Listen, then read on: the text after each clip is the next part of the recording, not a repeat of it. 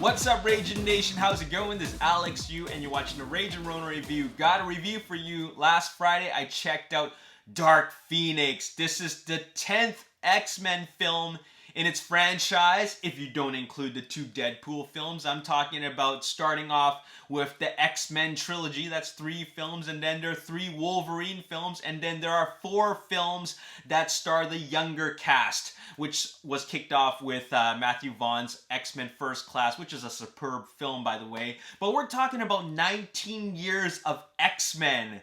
And X-Men, back in 2000, really changed the whole superhero movie game. It really was quite an outstanding film, and a film that was talked about and really just was a game changer. And then from that point on, we got Spider-Man, and then, you know, the Marvel Cinematic Universe came out later on.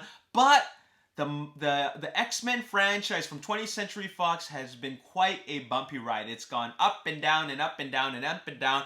And there are a lot of ups. Actually, I find that there are more ups than there are downs. But you know how fans are. They always point out the downs. So this is a film that, I gotta be honest with you, I wasn't particularly like super excited for this film, like compared to when I would have been more excited about some of the previous X-Men films. I think this one is the one where I was least excited about. But as I got to the theater and there was only like 5 or 10 minutes left before the movie started, I actually got pretty excited. I was just looking forward to another comic book movie film.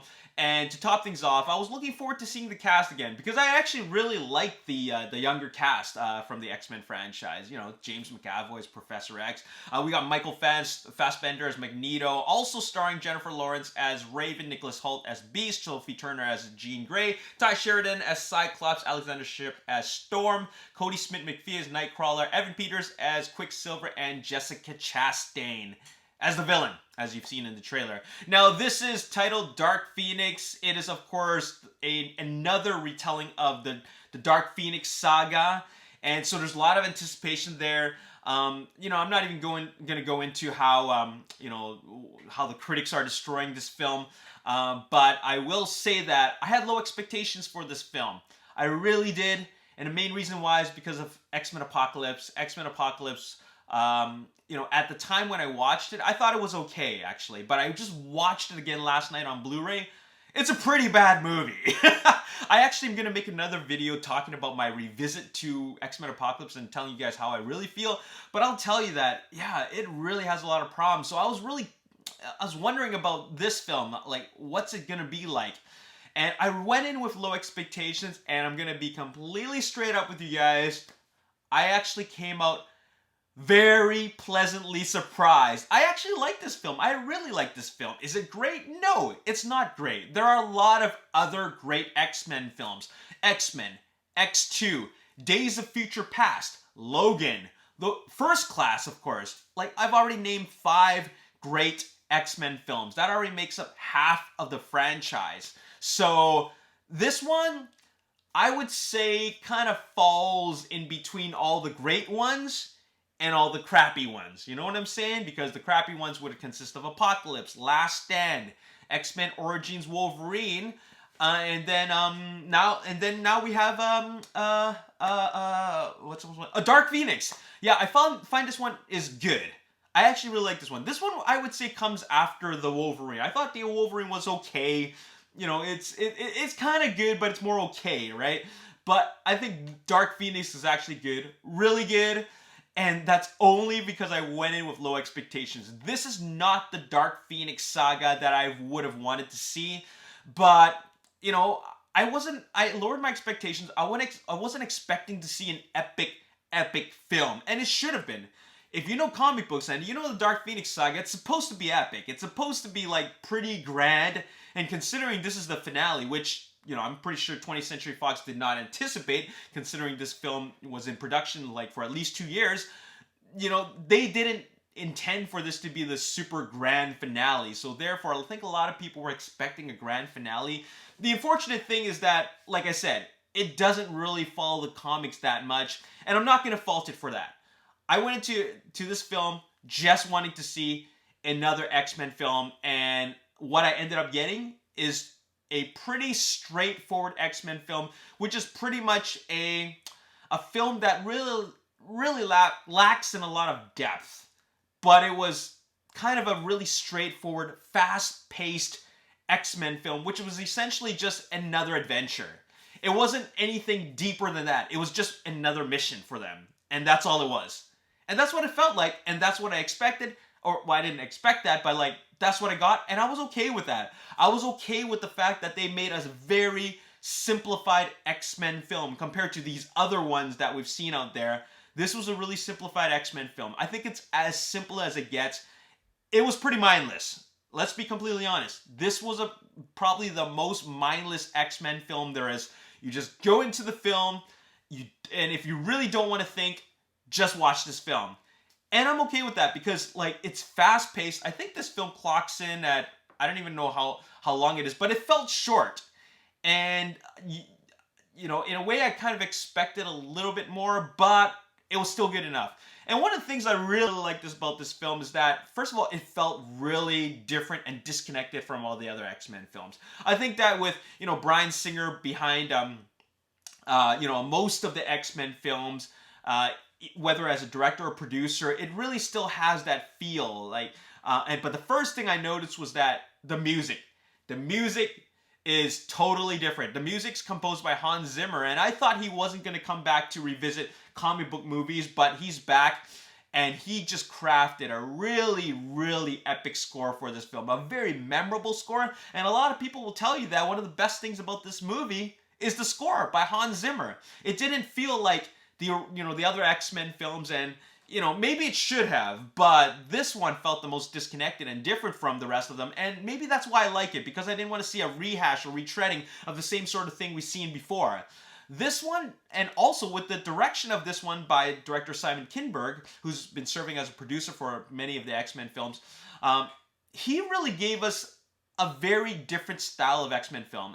What I mean by that is that this one feels like he was trying to emulate Logan. I'm not trying to say that he made an R-rated film, because he didn't. He made a PG-13 film where he really pushed the envelope of like how much they can put in a PG-13 film. Like he made a gritty, more violent X-Men film, and in the action, which is what I want to talk about now, the action is more like, it's less like cartoon violence. It's less like comic book violence, where you have like, people, it's very flashy, people flying around shooting lasers or whatever, right? It's less like that, less stylized, more street, more raw, and just very raw, violent mutant action, which is something I didn't expect. I actually really liked the way it was filmed. It was more handheld, and it was really brought you into the picture instead of, pulling back and seeing the grand epicness of it. It wasn't about that. It was really